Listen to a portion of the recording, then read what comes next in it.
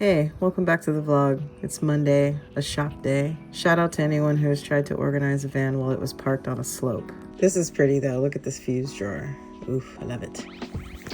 As I clean the van, I collect all the bits and bobs, throw it in a bag, and then organize them into their containers. It's tedious, but I kind of like it because I'm a little obsessive compulsive. And then on Tuesday, I spent all day in a training course. A representative from B&G held a class teaching us about their products. It was really cool.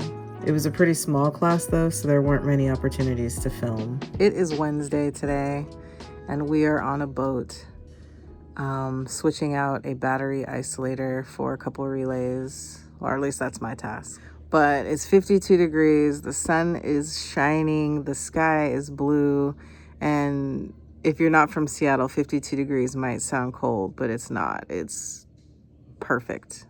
Can you hear me? I'm wedged behind this engine, getting this isolation transformer off of the wall. It's kind of cramped, but we're getting it done. We're gonna replace this old one. Here's the line of relays and remote battery switches that I'm gonna mount.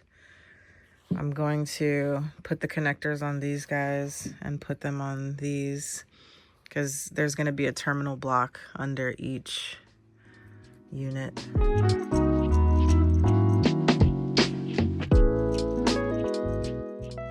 Okay, I just got to Andrew's house. The sun is going down in like 15 minutes. My friend Andrew is really good with construction and woodworking, and he has built many cool structure in his backyard.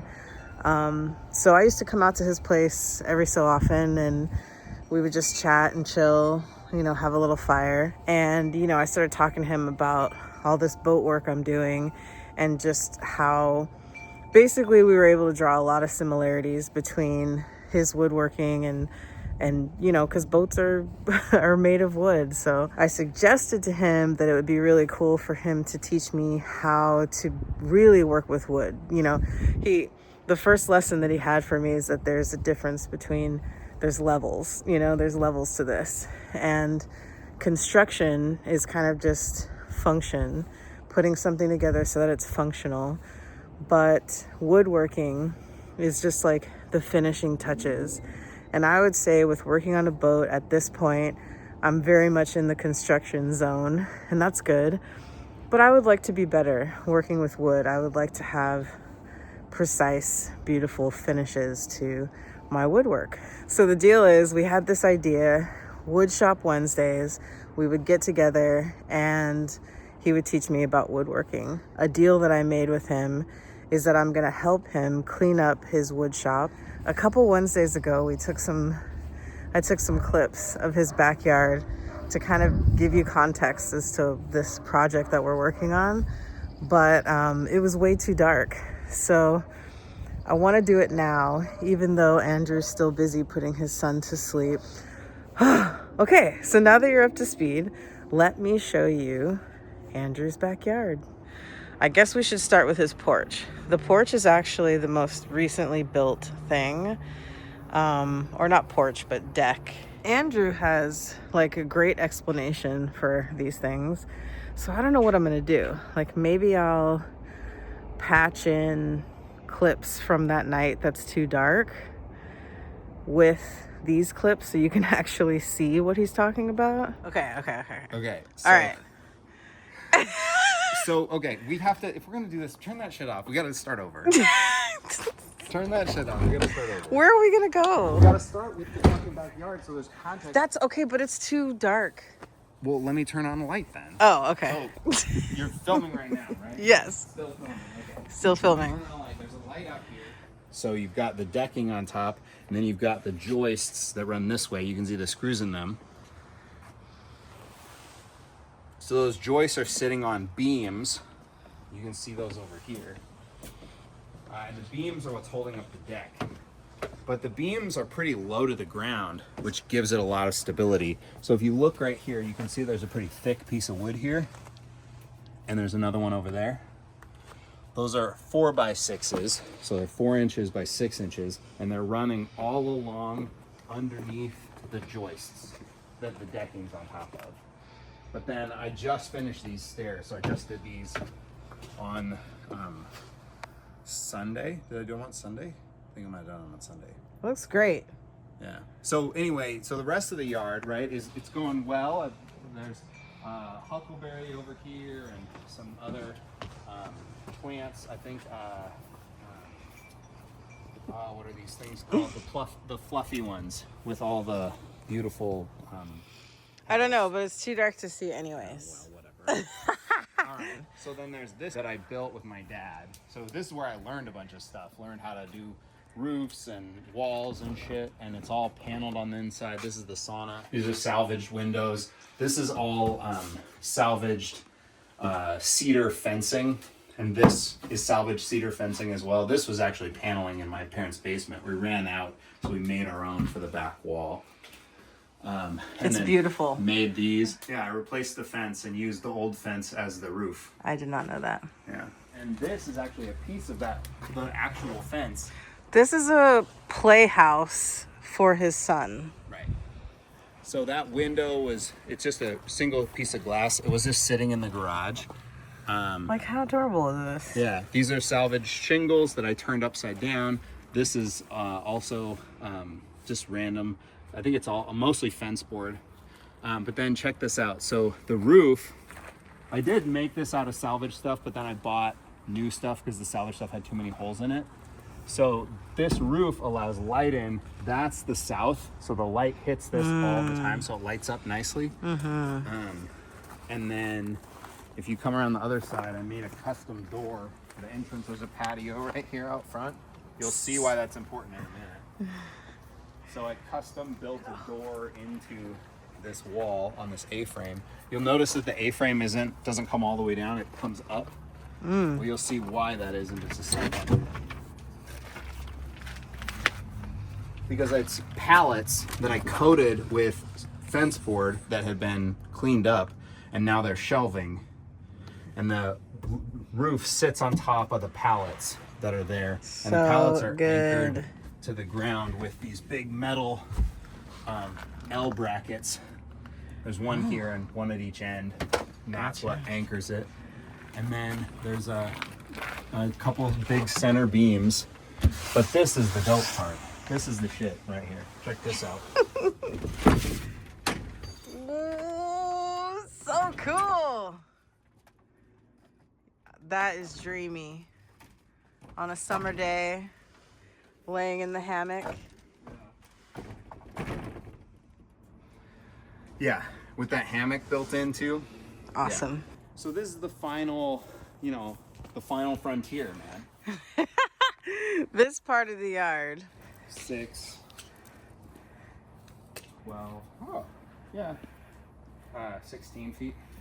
16 feet Yeah, by 16 30? by 35. 16 by 35. Okay, so this is what my mind looks like. It's roughly organized. So you got your tools over there and your salvaged books. You've got your furniture that's being repurposed. You've got the bikes, you've got some artwork, you've got your hardware, you got more of your hand tools, you got some salvaged shit that you have a plan for. You'll get to it someday. You have a plan for it.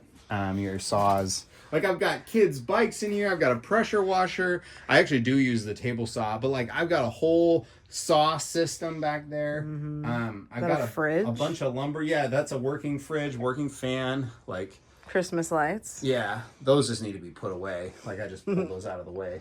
But like, and there's quite a bit of space. Yeah, that shit. Oh, and then there's a lot of spider webs. That's true. That's true. So I am interested in helping him organize this wood shop, and in exchange, he's gonna spend good time with me, teaching me how to work with wood. I'd love to make beautiful paneling, backgrounds for the electrical panels. or just whatever, you know. We'll start with some basics and build up to it. But there's a lot of different skills that you can learn a little bit of and then develop them as you practice. I mean, really the only way to learn how to do this stuff is to do it. Just learning some of the safety stuff first and some of the technique pieces first, then you'll be able to do it on your own. Yeah, totally. I'm excited. Andrew and I have been friends for how many years has it been? I don't know. Like at least pre-pandemic, 4 or 5. Right? Yeah. Oh yeah, definitely pre-pandemic. So that's 5 years ago, dude. What? That's crazy. Yeah. I've been at Admiral. I'll be 11 years in October. I used to work at a cafe, and this guy used to come in, and we became friends, and I didn't even realize how long ago that was, but that's awesome. You always used to engage me in the best conversations at the coffee shop when I'd be in there. It was always great fun. Aww. So anyway, we're going to work together. We're going to make this thing happen, and it's going to be super fun, and we're going to make this useful again so we can make some cool shit. Yep. So Workshop Wednesdays. Workshop Wednesdays. Woodshop Wednesdays. Woodshop Wednesdays. We're gonna do it. I hope you guys find that entertaining. See you next Wednesday. All right. Stayed up a little too late last night with Andrew, but I've got my green juice. I'm ready to go. We got distracted with a bunch of other stuff yesterday, so this is kind of the stopping point. All right, that was a lot more challenging than it looks, but we're done here. It is Friday morning. And it's a different kind of Friday because I've called into work. I've got the day off. Today there's like a fundraiser, movie, dinner event, and I've taken the day off so that I can help get prepared for it. I'm anxious to talk to you guys about this group that I'm a part of, SEASTR, but I'm not going to talk to you about it that much in this video because I feel like the video is already long enough talking about Workshop Wednesday. In a nutshell, SEASTR, supposed to sound like sister, is a group to create a space for women and women plus individuals who are called to the water. I've gotten a couple comments, and I know there's a couple viewers who would be interested in, you know, talking about the women experience in this maritime environment, and we will definitely get to that. I've got a lot of great people that I could introduce to you guys, a lot of good conversation we can have about that. But today, we're just focusing on getting ready for this event. This is good friend E2, and I'm picking them up from their studio right now where they're working on this art project, this installation. This is not set up at all the way it will be, but I'm so excited for this. One thing that's important is this is what we're making today. We're making these pieces so people kiss them and then they write their wishes. And these will get tied onto this big heart and go to the winches. Yeah. With the feelings and emotions. So all the materials are salvage? Yeah. This is, salvage from boats and then put together like all the stuff, all the years of stuff. What to do with your boat gear overflow? Make art. Yeah, exactly. Don't feel shy about your junk pile. Turn it into art. There you go. We get to take this? Yeah. And do you have cards? Yes. Yes, I do. This place is cool. They do decking for boats. We're like that. Let's see, it's come back in. Kate, I love this. real quick. Yeah. Come. This way. Here.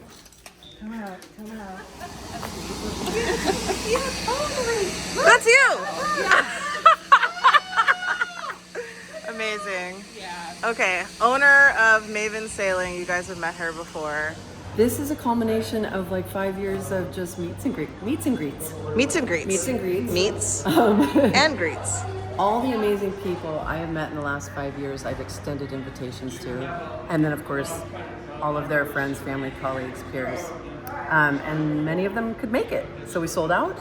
And now I hope real magic happens tonight.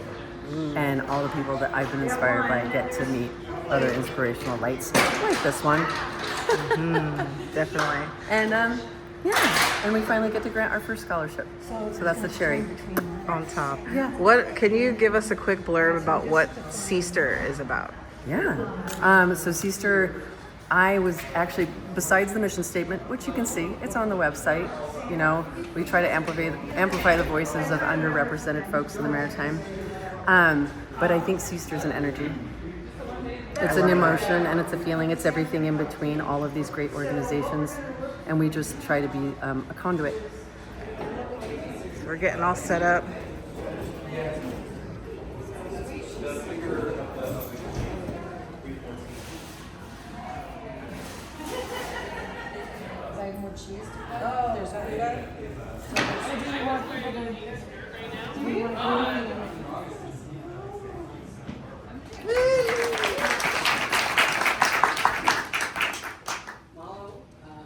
Feel something exciting, I chase after it and keep doing it and keep talking about it as if it's going to happen, whether I know it is or not. The event was a huge success. I was so tired by the end of the night, but we had to make one more stop and have a celebratory creme brulee with E2 at like 11:30 at night.